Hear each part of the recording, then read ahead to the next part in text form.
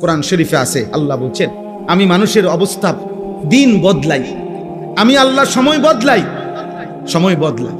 কোরআন শরীফে আছে সূরা হুদের মধ্যে আল্লাহ বলেন আমি কখনো বান্দাকে কষ্ট আর মুসিবতের পরে সুখ এনে দেই। আবার আল্লাহই বলছে আমি কখনো বান্দাকে সুখ আর আনন্দ আর ফুর্তির পরে দুঃখ এনে দেই, দুঃখ এনে দেই। হ্যাঁ হ্যাঁ, আমি আল্লাহ এনে দেই, অবস্থার পরিবর্তন করি। সুখের দুনিয়া কখনো দুঃখে ভরে যায়, দুঃখের দুনিয়া কখনো সুখে ভরে যায়। আনন্দ মুখর মানুষ হয়তো কখনো অজরে চোখের পানি ফেলে, আবার কাঁদতেছিল বান্দা হয়তো, আবার কখনো আনন্দে হাসে। আল্লাহ বলেন আমি সময় বদলাই, আমি ঋতু বদলাই, আমি সময় বদলাই। একবার রাত আনি আবার দিন আনি, একবার আলো আনি আবার অন্ধকার আনি, একবার রোদ আনি আবার বৃষ্টি আনি, একবার সকাল বানাই আবার বিকেল বানাই, একবার দুপুর বানাই আবার রাত্রি বানাই। ঠিক তেমনি ভাবে প্রতি মুহূর্তে যেহেতু আমি আমার এই পৃথিবীতে অবস্থার পরিবর্তন করছি, তাহলে ইমানদার মনে রেখো, ঘাবড়ায়ও না। ইমানের বিজয়, কালেমার বিজয়, ইসলামের বিজয়, আল্লাহর দ্বীনের সম্মান, ওলামা, দ্বীনওয়ালা, কোরআনওয়ালা, সেজদাওয়ালাদের সম্মানের দিনও খুব কাছায় গেছে ইনশাআল্লাহ। তোমরা গুনাহ ছাড়ো, অসভ্যতার সীমা ছাড়ায় যাচ্ছ তোমরা। 24 ঘন্টায় যাদের এক ওয়াক্ত নামাজ পড়তে মন চায় না, নাফরমান সন্তান, মনে রাখিস সীমা ছাড়ায় যাচ্ছ। 24 ঘন্টা যারা নারী ছাড়া, ছবি ছাড়া, মোবাইলের উলঙ্গ দৃশ্য ছাড়া যাদের রাত কাটে না, দিন কাটে না, নাফরমান, মনে রাখিস সীমা ছাড়ায় গেছে। এটা বাড়াবাড়ি, বাড়াবাড়ি, এটা বাড়াবাড়ি। দিবানিশি যারা মদের আড্ডায়, নেশার আড্ডায়, মনে রাখিস নাফরমান, সীমা ছাড়ায় গেছে। ঠিক হবে না এটা। যে মালিক রোদ আনে সে মালিক বৃষ্টিও আনে, যে মালিক হাসায় সে মালিক কাঁদায়, সুখ যে মালিক দেয় দুঃখ সেই মালিকই দেয়, জীবন যে মালিক দেয় মৃত্যু সেই মালিকই দেয়, সুস্থতা যিনি দেয় অসুস্থতা তিনিই দেয়, হায়াত যিনি দেয় মৌত তিনিই দেয়। না ভিন্ন কেউ? কথা বলেন না, ভিন্ন কেউ না, একই আল্লাহ। ওয়ান্নাহু হুয়া আদহাকা ওয়া আবকা। আল্লাহ বলেন আল্লাহই হাসান, আল্লাহই কাঁদা। আদহাকা মানে আল্লাহ হাসান, আবকা মানে আল্লাহ কাঁদা। ওয়ান্নাহু হুয়া আমাতা ওয়া আহইয়া। আল্লাহ বলেন আল্লাহই মৃত্যু দেন, আল্লাহই জীবন, আল্লাহই জীবন দেন, আল্লাহই রাত আনেন, আল্লাহই দিন আনেন, আল্লাহই আনেন। প্রতি সেকেন্ড আল্লাহই বদলান, প্রতি মুহূর্ত সময়ের প্রত্যেকটা সেকেন্ড বদলায় কে? কথা বলেন না, কে বদলায়? রাত, এই যে এখন রাত, কে আনলেন? আগামীকালকের ভোর আনবে একমাত্র কে? তিনি যদি রাত ধরে রাখে কারো ক্ষমতা নাই আলো আনবে, তিনি যদি আলো ধরে রাখে কারো ক্ষমতা নাই অন্ধকার আনবে। বলো ভাই, আফসোসের বিষয়, আফসোসের বিষয়। আব্বা এশার নামাজের টাইম হইছে, এই সময়ও যে ছেলেগুলো এখানে দাঁড়াইয়া ছিল, এমন অসভ্য বেয়াদব কেমনে হইল আব্বা? মুসলমানের ঘরে এত বড় বেয়াদব সন্তান কেমনে হইল? বাবার অপমান তুমি, মায়ের অপমান। নামাজ চলতেছিল, এখন ওয়াজ শুনতে আসছো। কি ওয়াজ শুনবো আব্বা? ওয়াজ মানে তো ফুটবল খেলা না, ওয়াজ মানে তো নাটক আর সিনেমা না, ওয়াজ মানে তো আখিরাতের কথা, ওয়াজ মানে তো নামাজের কথা, ওয়াজ মানে তো কবরের কথা, ওয়াজ মানে তো নসিহত, ওয়াজ মানে তো গুনাহ ছাড়ার কথা, ওয়াজ মানে তো তাকওয়ার কথা, আল্লাহকে ভয় করার কথা। আল্লাহ আমাদেরকে বুঝ দান করে, আল্লাহ আমাদেরকে ফিকির দান করে। তোমরা একটা একটা ছেলের কাছে আমানত, কেউ একজনই বুঝো, কিন্তু এটা মনে রেখো গুনাহ ইজ্জত দেয় না।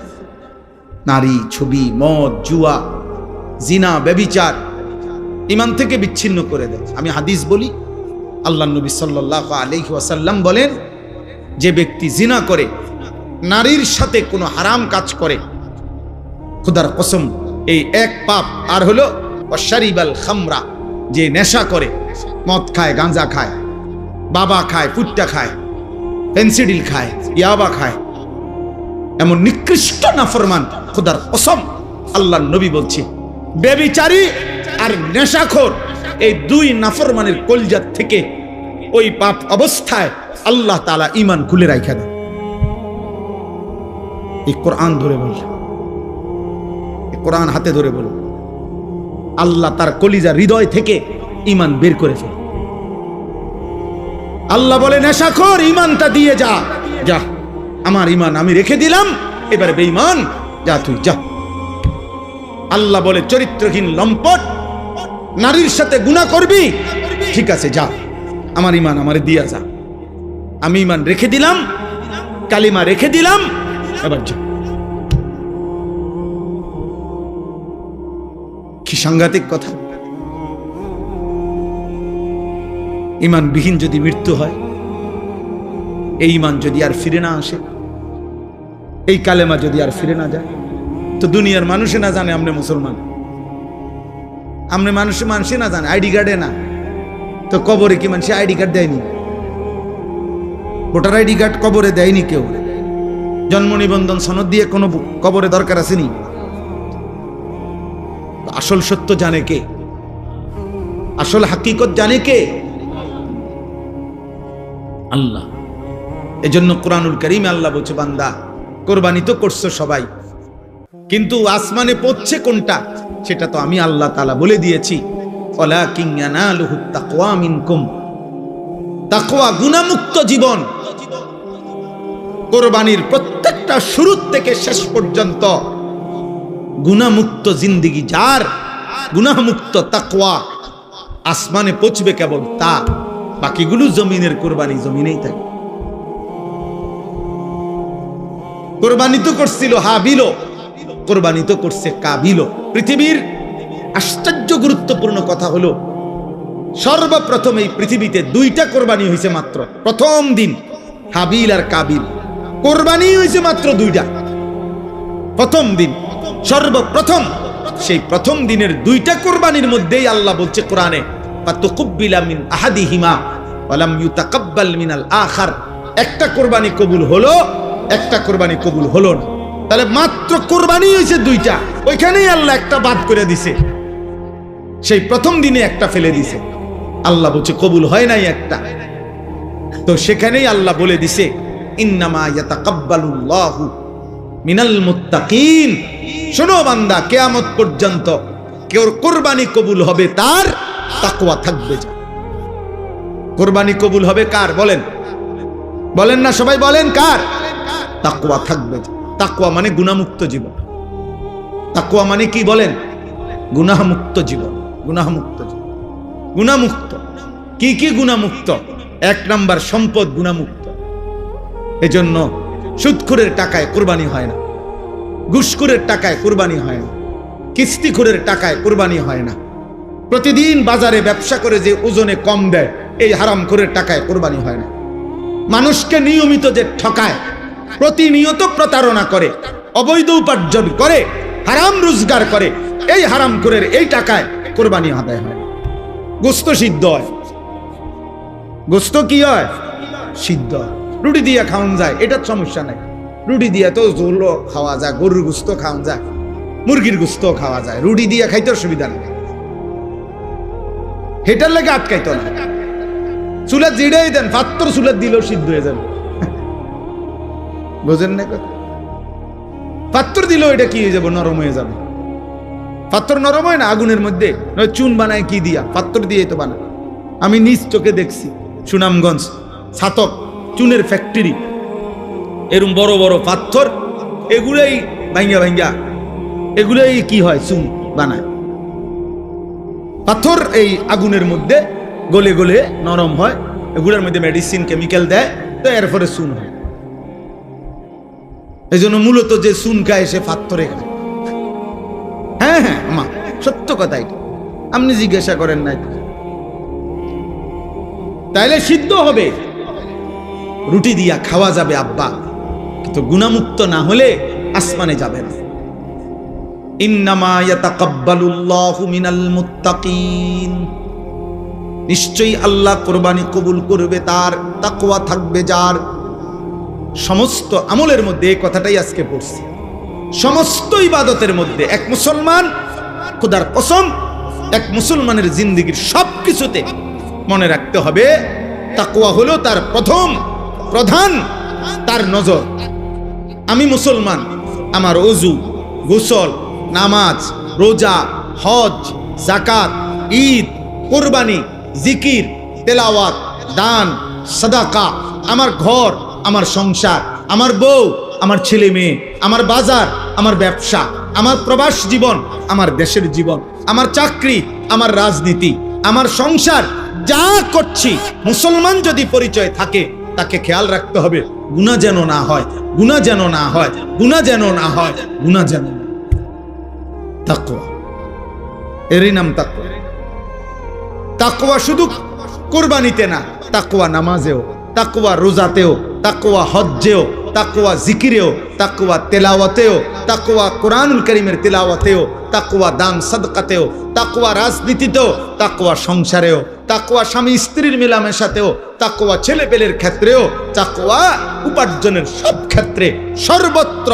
যুবক বলো, কিশোর বলো, নারী বলো, পুরুষ বলো, আমি হুজুর, আপনারা পাবলিক বলেন আর হুজুর বলেন, অলি বলেন আর মুরিদ বলেন, যাই বলেন, মুসলমান মাত্রই জরুরি তাকওয়া, তাকওয়া, তাকওয়া।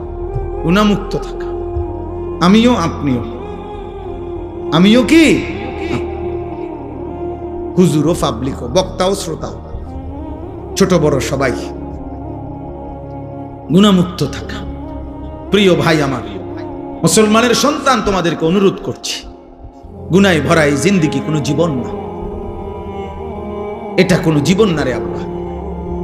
নারী, ছবি, মদ, জুয়া, চুরি, ডাকাতি, জিনা, ব্যভিচার, গান, বাদ্য, অশ্লীলতা, সুদ, ঘুষ, কিস্তি, হারাম রোজগার, এটা কোনো মুসলমানের জীবন। এ জীবন হাইওয়ানের জীবন, এ জীবন পশুর জীবন, এ জীবন চতুষ্পদ জন্তুর জীবন। হ্যাঁ, রাগ করলো এটাই কথা, অভিমান করলো এটাই কথা, এটাই সত্য। আল্লাহ কোরআনুল কারীমের মধ্যে বলছে, যে মানুষের অন্তর আমি আল্লাহকে নিয়ে ভাবে না, যে মানুষের কান আমি আল্লাহর কথা শুনে না, যে মানুষের চোখ আমার আয়াত দেখে না, খোদার কসম আল্লাহ বলছে উলাইকা কাল আনআম, এই মানুষগুলো জানোয়ারের মতো। কিসের মতো বলেন না? আল্লাহ কোরআনে বলছে। আপনি কার সাথে রাগ করবেন? আজকে আমি হাদিস পড়ছি বিকালবেলা বাসায়, আশ্চর্য কথা শুনেন। একটা ছোট্ট বিষয়, আপনি এটারে আপনার কাছে মনে হবে একটা ছোট্ট বিষয়।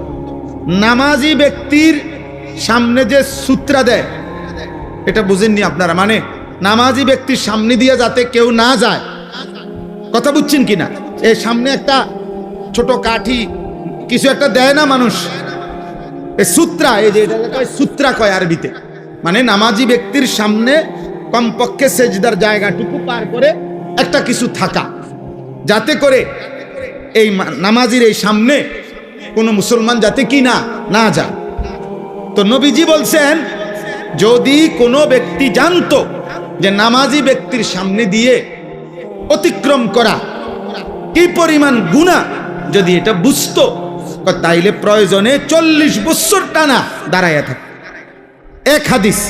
আরেক হাদিসে আবু হুরায়রার হাদিস হলো যে নবীজি বলছেন, তাহলে সে প্রয়োজনে মিআতু আমিন, 100 বছর হইল দাঁড়াইয়া থাকতো, তবু অতিক্রম করতো না। এটা হলো একটা কথা। হাদিসের দ্বিতীয় অংশ আরো মারাত্মক। এই সামান্য এই বিষয়টা যে নামাজি ব্যক্তির সামনে দিয়ে যেন অতিক্রম না করে, নবীজি বলেন, তোমাদের নামাজের সামনে যদি কেউ অতিক্রম করতে চায়, তোমরা তাকে হাত দিয়ে প্রয়োজনে বাধা দাও। যদি বাধা না মানে, তাহলে তুমি তোমার শক্তি প্রয়োগ করো, মানে হাত জোর করে ধরে রাখো, যেন কোনোভাবে তোমার হাত ধাক্কাইয়া সে যাইতে না পারে। নবীজি বলেন এরপরে শব্দ, ফা ইন্নামা হুয়া শাইতানুন, শাইতানুন। খোদার কসম নবী বলে, এই সামনে দিয়ে যে লোকটা চলে যাইতেছে, নিশ্চয়ই সে শয়তান। কারে বলছে? এ মানুষ এটারে বলছে এটা শয়তান। কত ছোট্ট বিষয়, বিষয়টা সামান্য কিনা, কিন্তু নবীজি বলছে এটা শয়তান। নামাজি ব্যক্তি সামনে দিয়ে গেল কেন? তাইলে যে রাসূল সাল্লাল্লাহু আলাইহি সাল্লাম নামাজি ব্যক্তির সামনে অতিক্রমকারী ব্যক্তিটাকে আর কোনো পাপ নাই, শুধু বেড়ান দিয়ে গেছে। আর এই কথা বুঝেন নাই? কি চুরি করছে এনে, এরে নবীজি বলছে এটা শয়তান। এখন বাকি নাফরমান যারা নাফরমানি করছে তাদের পরিচয় কি?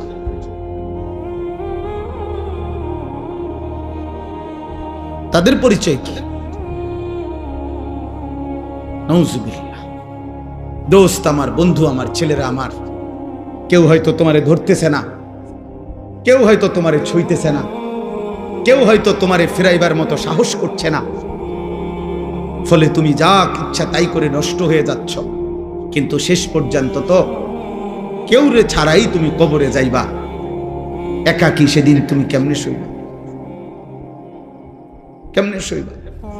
এই জন্য আজকে এটাই আমার বক্তব্য। আমি কোরআনুল কারীমের যে আয়াতটা পড়ছি, সূরা আলে ইমরানের 4 নম্বর পারা 3 নম্বর সূরা 102 নম্বর আয়াত, আল্লাহ তাআলা বলছেন, হে ঈমানদারগণ, ইত্তাকুল্লাহা হাক্কা তুকাতিহ, তোমার সবটুকু সাধ্য দিয়ে, তোমার সবটুকু সামর্থ্য দিয়ে ঈমানদার মুমিন আল্লাহকে ভয় করো, তাকওয়া অবলম্বন করো, গুনাহ থেকে বাঁচো, গুনাহ থেকে বাঁচো, গুনাহ থেকে বাঁচো, গুনাহ থেকে বাঁচো। সবটুকু সামর্থ্য দিয়ে তুমি যুদ্ধ করো, তুমি প্রাণপণ লড়াই করো, তুমি সর্বোচ্চ হিম্মত করো যে আল্লাহ, আমি বেঁচে থাকতে জেনে বুঝে আমি আপনার নাফরমানি করব। আল্লাহ বলছে, বান্দা এটা তোমার কাছে আমার চাওয়া, কারণ তুমি মুমিন। ইয়া আইয়ুহাল্লাযীনা আমানু, তুমি মুসলমান। তুমি হিন্দু হইলে আমি বলতাম না, তুমি ইহুদির বাচ্চা হইলে তোমার আমি বলতাম না, তুমি খ্রিস্টান হইলে আমি বলতাম না, তুমি বৌদ্ধ হইলে আমি বলতাম না, তুমি যদি বলতা তুমি মুরতাদ, নাস্তিক, বেঈমান, আল্লাহ বলে তাইলে আমি তোমারে বলতাম না। কিন্তু তুমি বলছো তুমি মুসলমান, এই জন্য তোমাকে বলছি। এখন আমরা যারা এখানে দাঁড়ায়া বসে আছি, আমরা নিজেকে মুসলমান বলি তো?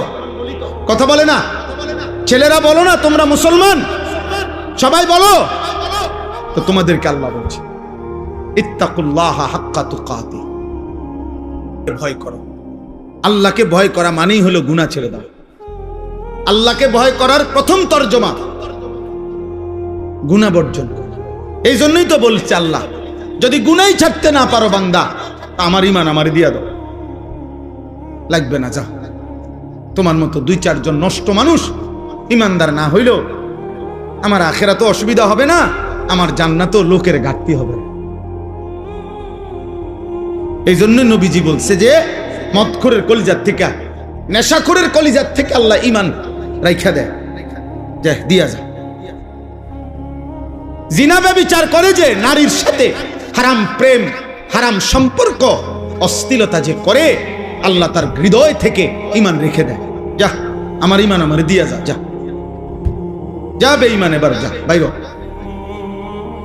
আল্লাহ নবী, আল্লাহ কোরআনে বলছেন, হে সুদখোর, আমি আল্লাহর সাথে সুদ খাচ্ছ, ঠিক আছে খাও, শুধু মনে রেখো আমি আল্লাহর সাথে যুদ্ধের ঘোষণা শুনে নাও, তোর লগে আমি যুদ্ধ করব, দেখি তুই আমার সাথে যুদ্ধ কইরা তোর অভাব কেমনে মিটাস।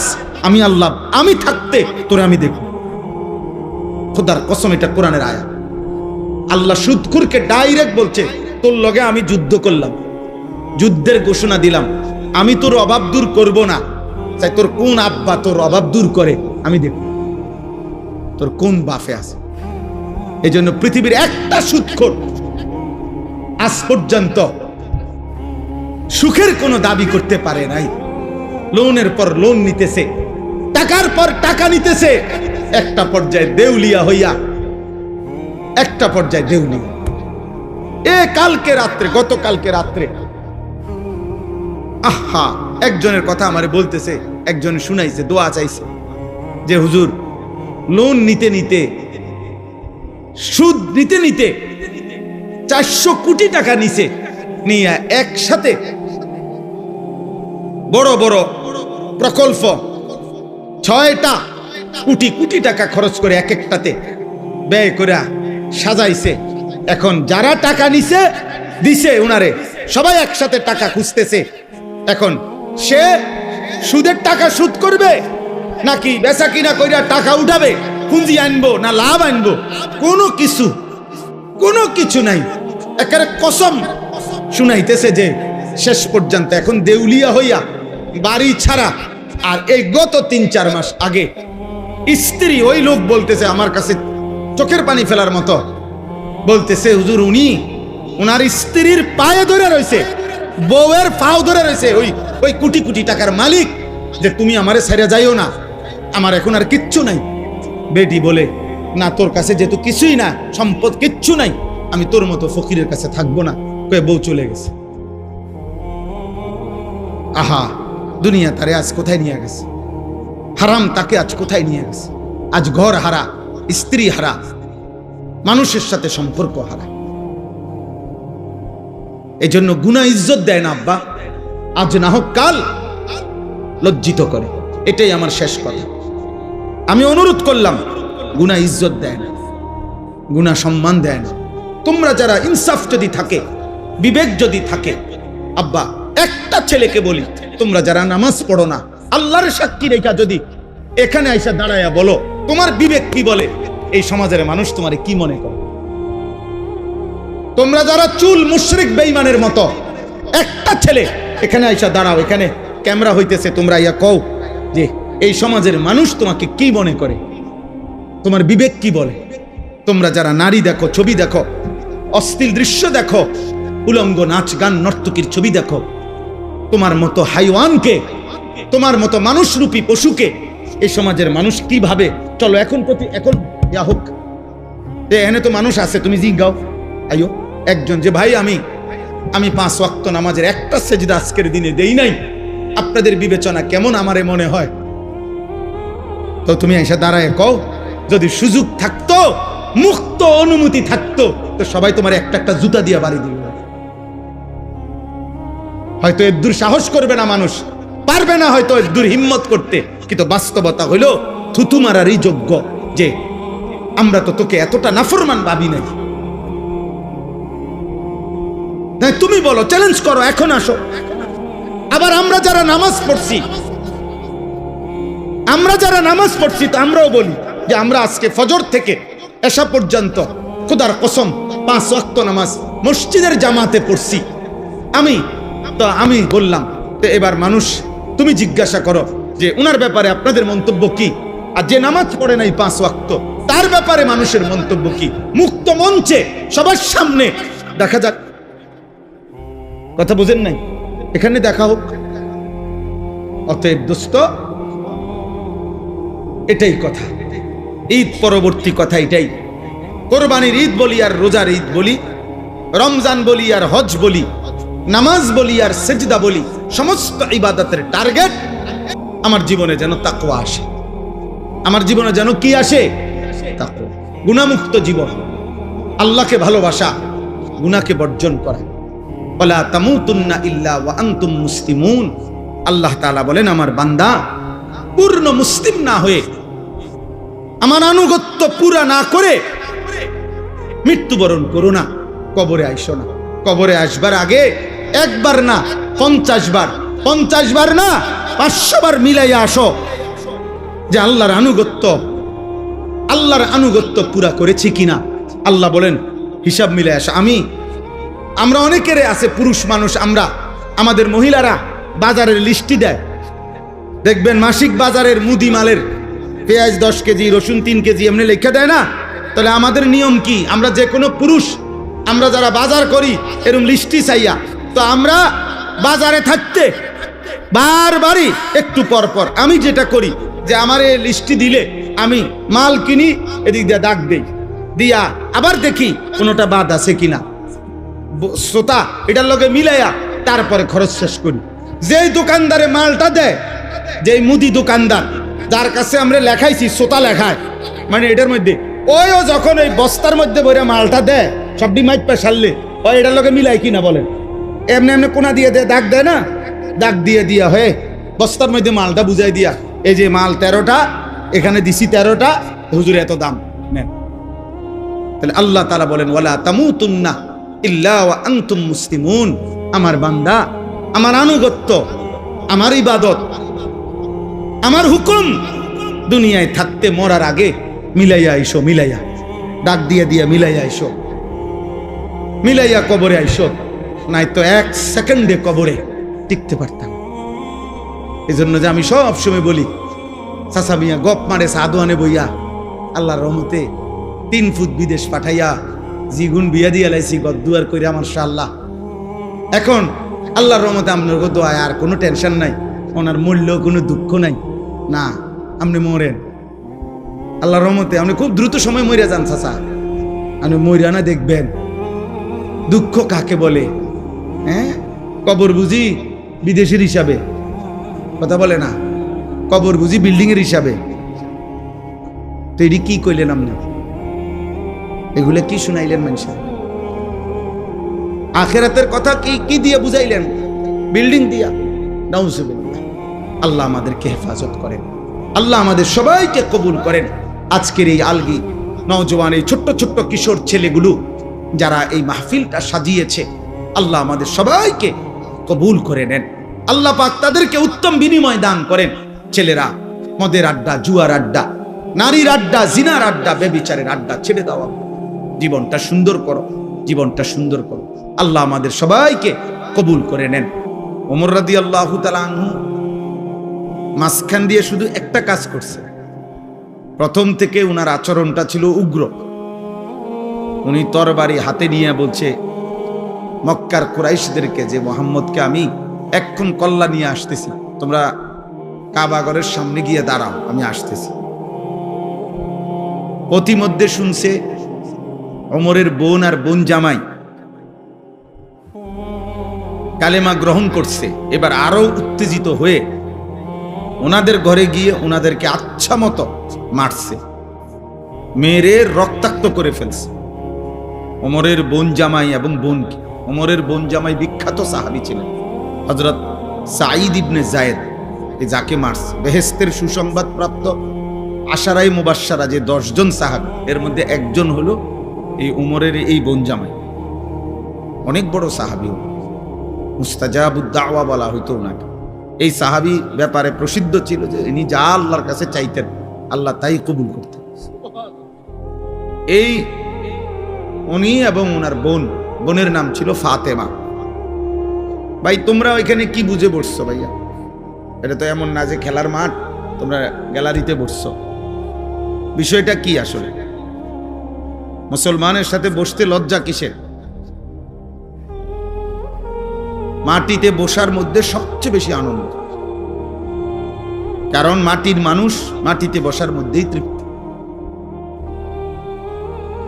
মাটিতে বসার মধ্যেই আমাদের মূল তৃপ্তি, মাটির সাথে সম্পৃক্ততা, এটা আমাদের আসলের সাথে, মূলের সাথে সম্পৃক্ততা। মিনহা খালাকনাকুম ওয়া ফিহা নুঈদুকুম ওয়া মিনহা নুখরিজুকুম তারাতান উখরা। আল্লাহ তাআলা তো এটাই শিখাইছে, এই মাটি থেকেই তোমাদেরকে সৃষ্টি করেছি, এই মাটিতেই আবার তোমাদেরকে কবরে ফিরিয়ে আনব, এই মাটি থেকেই আবার একদিন তোমাদেরকে আমি হাসরের ময়দানে উঠাবো। কাজে তুমি চাইলেও বান্দা মাটির থেকে সম্পর্ক তুমি নিজেকে বিচ্ছিন্ন করতে পারো। বিল্ডিং তোমার 80 তলা হোক, মাটিতেই ফিরতে হবে। বিল্ডিং তোমার রাজপ্রাসাদ হোক, একদিন তোমাকে কোথায় ফিরতে হবে? মাটিতেই ফিরতে। ওয়া ফিহা নুঈদুকুম, এই মাটিতেই তোমাকে ফেরত নিয়ে আসবে। এই জন্য মাটির সাথে সম্পৃক্ততা, এটা তো আমাদের মূলের সাথে সম্পৃক্ত। এই জন্য মাটিতে বসার মধ্যে কোনো লজ্জাও নাই, সংকোচও নাই। এবং কারণ এটাই আমাদের মূল বাস্তবতা। একদিন আমাকে লম্বা সময়ের জন্য এই মাটিতেই শুয়ে থাকতে হবে। তাহলে বলতেছিলাম যে আল্লাহর কথা যদি মনোযোগ দিই, ওমরের কথা বলতেছিলাম, বোন এবং বোন জামাইকেও এবার আচ্ছা তরে মারছে। কেন? কালেমা গ্রহণ করুন। তাহলে অপরাধের উপরে অপরাধ, পাপের উপরে আরো পাপ। একে তো তরবারি হাতে রওনা দিয়েছে নবী সাল্লাল্লাহু আলাইহি সাল্লামকে হত্যা করবে, এটা যে কল্পনা করছে এটাও তো কত বড় পাপ, কত বড় গুনাহ। আবার এই কালেমা গ্রহণ করার অপরাধে বোন আর বোন জামাইকে আচ্ছাতরে রক্তাক্ত করে ফেলছে। কিন্তু ওমর একটা কাজ করে ফেলছে, অল্প একটু কাজ। সেটা হলো যখন রাগ থামছে, মারতে মারতে বল ফিরে গেছে, তখন ওমর রাদিয়াল্লাহু তাআলা আনহু ওনার বোনকে, বোন জামাইকে বলছে একটা কথা, যে তোমরা কি পড়তেছিলা সে শোনাও। আমি যখন ঢুকতেছি তখন শুনতেছিলাম তোমরা কি যেন পড়তেছিলা, এগুলা কি পড়তেছিলা ওটা কও। এ আরশ আজিমের মালিক আল্লাহ তাআলা বলে, বান্দা ওমর এটুকু আগ্রহ দেখাইছ আমার কোরআন শুনবার জন্য, যা হেদায়েত দিয়ে দিল। এরপরেই আল্লাহর কোরআন শুনছে এবং কিছুক্ষণের মধ্যেই নবীজির কাছে গিয়ে এই কোরআন শুনে কালেমা পড়ে মুসলমান হয়ে গেছে। তাহলে একটু আগ্রহ দেখাইছে, ফাঁকি দিয়া এতক্ষণ তো যা করছে সব উল্টা পাল্টাই করতেছিল, কিন্তু এখানে এসে একটু আগ্রহ দেখাইছে যে কি পড়তেছিলি তোরা সেটা শোনা। আল্লাহ তাআলার এটুকুই ভাল লাগছে। তো আল্লাহ তাআলা এইটুকু আগ্রহের বিনিময়ে এত বড় গুনাহ করতে রওনা দিছে, হত্যা করবে নবীকে, নাউজুবিল্লাহ। এত বড় পাপের সংকল্প করে যে রওনা দিছে এবং এখনো বোন আর বোন জামাইকে এভাবে মারছে, অন্যায় করছে, কিন্তু ওই যে বললাম একটু আগ্রহ দেখাইছে, আল্লাহর কথা শুনতে চাইছে, আল্লাহ তাআলা এর বরকতেই হেদায়েত দিয়ে দিয়েছে। সূরা তাহা কোরআনের একটা সূরা আছে, ওই সূরার কিছু অংশ তেলাওয়াত করছে। ওমর রাদিয়াল্লাহু তাআলা আনহু বলছে, থামো, আর লাগবে না, যা বুঝার আমি বুঝেছি, চলো মুহাম্মদের কাছেই যাই। তো বোন আর বোন জামাই বলছে, কেন যাইবা? বলছে, আর গর্দান নিতে না, এবার আমার গর্দানি মুহাম্মদের কদমে দিয়ে। এরপরে কালেমা পড়ে মুসলমান হয়েছে। কোরআনুল কারীমের মধ্যে সূরা হুদের মধ্যে আছে, মক্কার কাফেররা নবীজিকে বলতো, মুহাম্মদ তুমি যে আমাদেরকে কালেমার দাওয়াত দিচ্ছ আমরা মেনে নিতাম যদি তোমার কাছে বিপুল পরিমাণ অর্থ ভান্ডার থাকতো, বিপুল পরিমাণ টাকা পয়সা ধন ভান্ডার যদি থাকতো তাইলে আমরা তোমাকে গ্রহণ করতাম। কারণ তখন তো একটা লাভের সম্ভাবনা আছিল যে তোমার দলভুক্ত হইলে অনেক কিছু টাকা পয়সা খাদ্য খাবার বরাদ্দ পাওয়া যাবে। মানুষ নেতার ফিসে ঘুরে উপাস থাকার জন্য, ঠিক না? নেতার পিছনে ঘুরে কেন? উপাস থাকার জন্য, খাওয়া চুরি,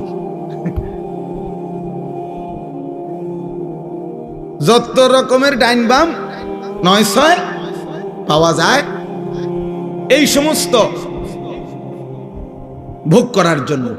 এটাই পিছনে পিছনে ঘুরার মাকসাদ। ইল্লা মাশাআল্লাহ, হ্যাঁ যদি কেউ ভিন্ন থাকে, থাকতেই পারে, লাখের মধ্যে, হাজারের মধ্যে, কোটির মধ্যে ভিন্ন কেউ উত্তম, সব জায়গায় সব ক্ষেত্রেই আছে, ছিল, থাকবে।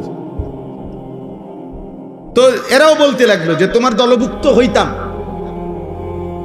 তবে যদি তোমার কাছে ধনভাণ্ডার থাকত। কিন্তু তোমার তো তেমন কিছু নাই, মক্কায় তো আমরা চিনি তোমারে, তোমার বাপও নাই, মাও নাই, তুমি যে এই চাচা আবু তালেবের ঘরে লালিত পালিত, উনিও দুর্বল মানুষ আর্থিকভাবে, তাহলে কি বুঝছে তোমারে অনুসরণ করব। 2 নাম্বার, মক্কার কাফেররা বলতো, দ্বিতীয়ত আমরা তোমাকে অনুসরণ করতাম যদি দেখতাম তোমার সাথে আল্লাহর পক্ষ থেকে সরাসরি ফেরেশতা তোমার সাথে থাইকা মুখামুখি আম করে বলতেছে যে হ্যাঁ আল্লাহর নবী, আমি ফেরেশতা বলতেছি।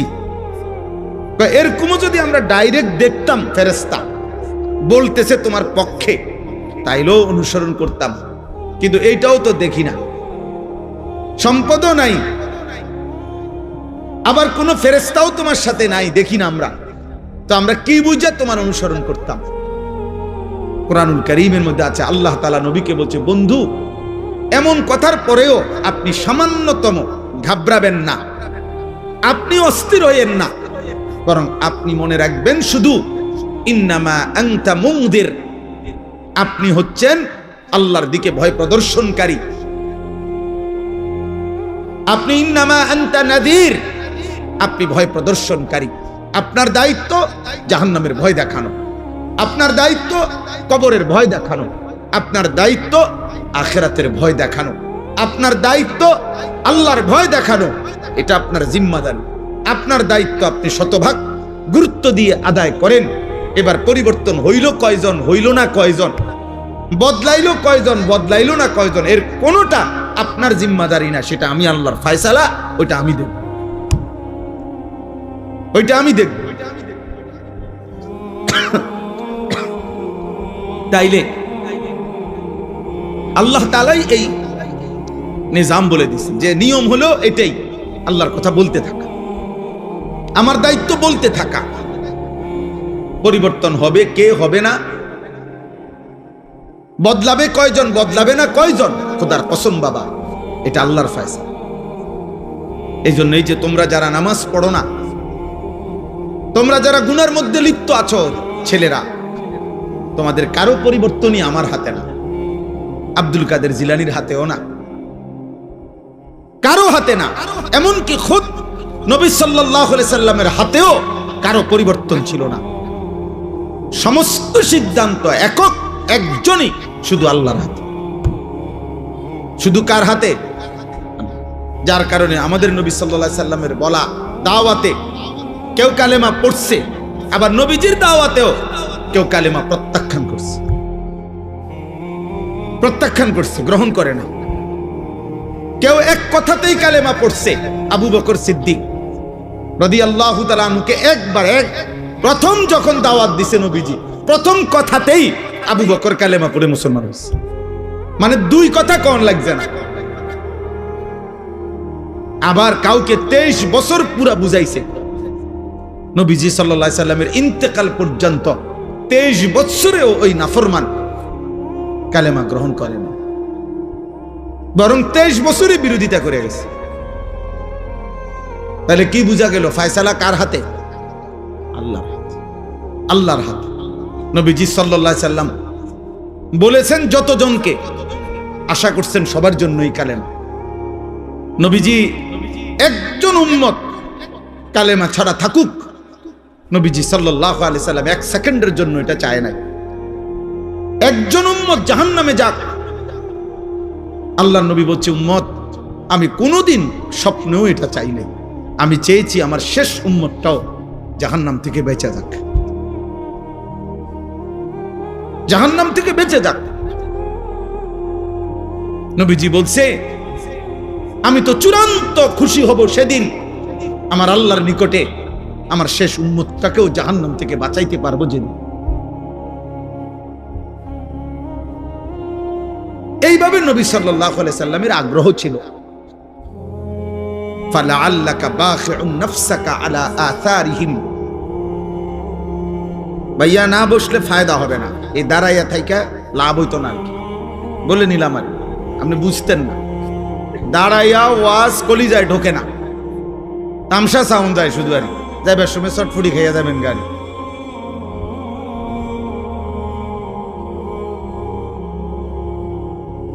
অল্প শোনেন, এই তো ওয়াজ শেষ, এরপরে আর বয়ান করবে না কেউ, তাইলে তার মানে আধা ঘন্টা 40 মিনিট সর্বোচ্চ, এরপরে আমি এমনি শেষ করে দেবো ইনশাআল্লাহ। অতএব তোমরা ছেলেদেরকেও বলি দাও। তাহলে আমার কথা এটা, নবীজিকে আল্লাহ বলছে বন্ধু ফালাআল্লাকা বাখিউন নাফসাক, মানুষগুলো ঈমান আনতেছে না, পরিবর্তন হচ্ছে না, গুনাহ ছাড়তেছে না, আল্লাহর নাফরমানি ছাড়তেছে না, এই অস্থিরতা পেরেশানিতে আপনি কি মরে যাবেন নাকি? মানে নবীজির অস্থিরতা এত বেশি ছিল যে খুদ আল্লাহ তাআলা নবীজিকে সান্ত্বনা দিছে, বন্ধু আহার একটু থামেন, একটু বিশ্রাম করেন, আপনি তো দেখতেছি মরে না যাবেন।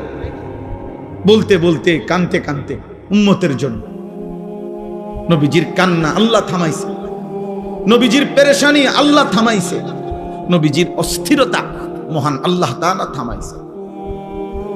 থামাইছে। কোরআনে আছে, আল্লাহ তাআলা বলছে ফাইন্নাল্লাহা ইউযিল্লু মান ইয়াশা ওয়া ইয়াহদি মান ইয়াশা ফালা তাযহাব নাফসুকা আলাইহিম হাসারাত। দোস্ত, এদিক সেদিক তাকায়েন না। শ্রোতা আসলে আরো ছেলেরা আসবে, কেউ বসবে, প্রত্যেকের যদি আমনে চোখে তাকায়া দেখতে হয়, বুঝতেন না। এখানে আসুক, হাতি আসুক, নলে মানুষ আসুক, বুঝেন না কথাটা? যেই আসুক উনি ওর মতো আসুক, মানুষ হোক আর হাতি হোক, এটা দেখার কিছু নেই। মনোযোগ চাই, আমি তো এটাই বুঝাইতে চাইতেছি। মনোযোগ জরুরি, আগ্রহ জরুরি, আল্লাহর কথার প্রতি আগ্রহ জরুরি। সাহাবায়ে কেরাম বলেন, আমরা যখন নবীজির কথা শুনতাম মনে হইতো যেন আমরা গাছের ডাল, এরকম মজবুত মোটা ডাল, যে ডাল নড়ে না এক সেকেন্ড, এরকম গাছের ডালের মতো স্থির হয়ে থাকতাম। মনে হইতো যেন আমাদের মাথার উপরে আইসা পাখি বসছে। পাখি একবার নড়েও না, কারণ আমরা তো মাথা নাড়াইতাম না, কাঁধ নাড়াইতাম না, এমন স্থির থাকতাম। সাহাবী বলছে, আমরা মনে হইতো যেন নবীজির সামনে এভাবে বসতাম, কখনো কখনো বয়ান শুনতে, যে মনে হইতো যেন আমাদের মাথাটা কাইটা আলগা করে রাখছে, কারণ শরীরের সাথে থাকলে না মাথা নাড়াইতো, মাথাই যেন ভিন্ন, অর্থাৎ এত স্থির। এভাবে বর্ণনা করছে ওনারা। এই প্রচন্ড পরিমাণ আগ্রহ, এর কারণে আল্লাহ তাআলা ওনাদের জিন্দেগি পরিবর্তন করছেন, এবং ওনাদের দ্বারাই আল্লাহ তাআলা বিশ্বময় ইসলামের খেদমত নিয়েছেন। আমরা তো অধিকাংশ মুসলমান আব্বা নিজের এই পেট পিঠ, নিজের এই ছোট্ট একটু শরীর, এটুকুর সাজ সজ্জা, এটুকু শরীরের আরাম আয়েশ ভোগ বিলাসিতা, এই পেশাব পায়খানা আর এই পেটের চাহিদা আর লজ্জাস্থানের চাহিদা, আহা, বহু নিকৃষ্ট মানুষের জিন্দেগির 24 ঘন্টা হয় পেটের চাহিদা নয় লজ্জাস্থানের চাহিদা। এই দুই চাহিদার জন্যই জীবন শেষ, রাত শেষ হয়, দিন শেষ হয়, মাস যায়, সপ্তাহ যায়, আল্লাহ কোথায়, নবী কোথায়, ইসলাম কোথায়, দিন কোথায়, ধর্ম কোথায়, আখেরাত কোথায়, কিচ্ছুর কোনো দাঁড় দাঁড়ে না। হয় পেটের ক্ষুধা আর নাই তো লজ্জাস্থানের ক্ষুধা।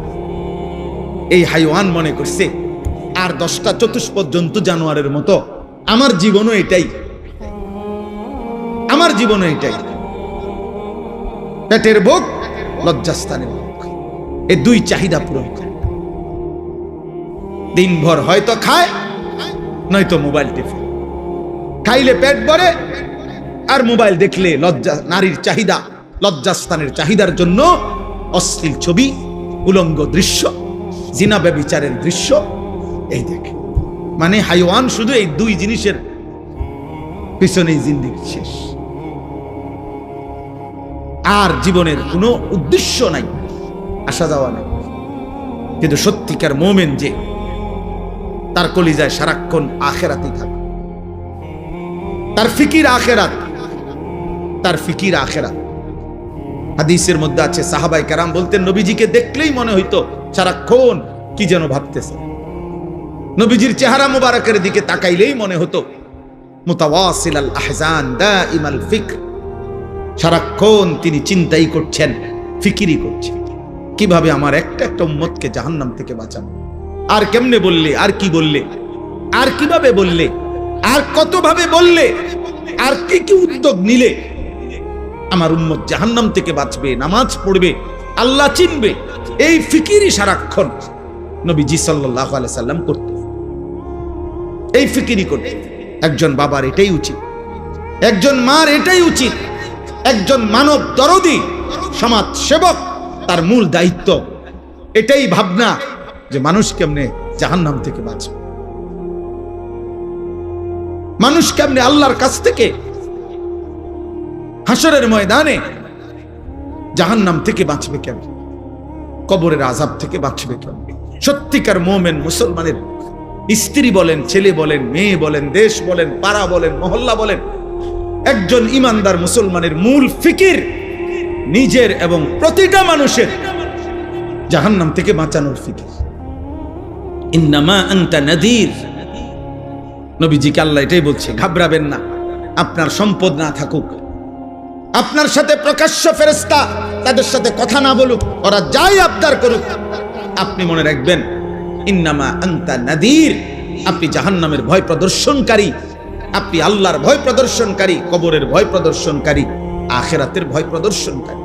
এটাই আপনার দায়িত্ব, আপনি বলতে থাকেন। আমি এখানে আজকেও আইসা মনে হইল কত বছর হয়, 2006 সাল বা 5 সালে, 2006 সাল হবে খুব সম্ভব, আমি প্রথম আপনাদের এই আলগি গ্রামে আসছি বিল্লালদের বাড়ির মাহফিলে। তাইলে আজকে 2026 সাল, বরাবর 20 বছর, বরাবর 20 বছর। এই 20 বছরের ভিতরে খুব কম বছর বাদ গেছে আমি আসছি না, কমপক্ষে 2-3 বছর মনে হয় না এরকম গ্যাপ গেছে, মনে হয় না। টানা এ কোনো না কোনো পারপাসে, এখানে হোক আর ওই পাড়া হোক আর এই পাড়া হোক, ছেলেরা করুক আর বুড়ারা করুক, হুজুররা করুক আর জওয়ানরা করুক, কোনো না কোনো মাহফিলে আসা যাওয়া ছিল। তাহলে 20 বছর পরেও আজও ওই একই বক্তব্য, একই কথা, যে হুজুর মাদকের বেড়ে গেছে, জুয়া বেড়ে গেছে, অশ্লীলতা বেড়ে গেছে, নেশা বেড়ে গেছে। তার মানে প্রতিনিয়ত এই পাপ, গুনাহ, এই অশ্লীলতা, এই বেহায়াপনা। কারণ আমরা অল্প কয়েকজন মানুষ হয়তো ভাবি মানুষকে গুনাহ থেকে ফিরাবার, আর সংখ্যাগরিষ্ঠ একটি জাতির, একটি দেশের, একটি রাষ্ট্রের, একটি সমাজের সংখ্যাগরিষ্ঠ মানুষ চায় অশ্লীলতা আরো বেড়ে যাক, অসভ্যতা বেড়ে যাক। তাহলে এত বিপুল মানুষ যদি নাফরমানি ছড়িয়ে দেয়, 1-2 মিলে কদ্দুর ঠেকাবে? একটা সাগরের ঢেউ তো 2-4 টুকরি মাটি দিয়া ঠেকানো যায় না। একটা নদীর ঢেউ তো আব্বা 2-4 টুকরি মাটি দিয়া বাদ দেওয়া যায় না, বাদ দেওয়া যায় না। কক্সবাজারের উত্তাল ঢেউ বঙ্গোপসাগরের, এটা আমরা মাটি কাইটা বেড়া দিলে, বাদ দিলে তো আটকাবে না। এই জন্য আমি ছেলেদেরকে বলছি, এখন ওই রুমের মধ্যে বসে বলছি যে আব্বা, তোমার সমাজ, তোমাদের গ্রাম, তোমরাই ভাবতে হবে। আমি আরেক জায়গার থেকে আসছি, আরেক জায়গার থেকে এসে আবার চলে যাব, কিন্তু যার যার সমাজ, যার যার বাবা মা, যার যার সমাজের অভিভাবক, ওনাদেরই দায়িত্ব ওনাদের সমাজের সন্তানদেরকে আল্লাহর দিকে ফিরানো।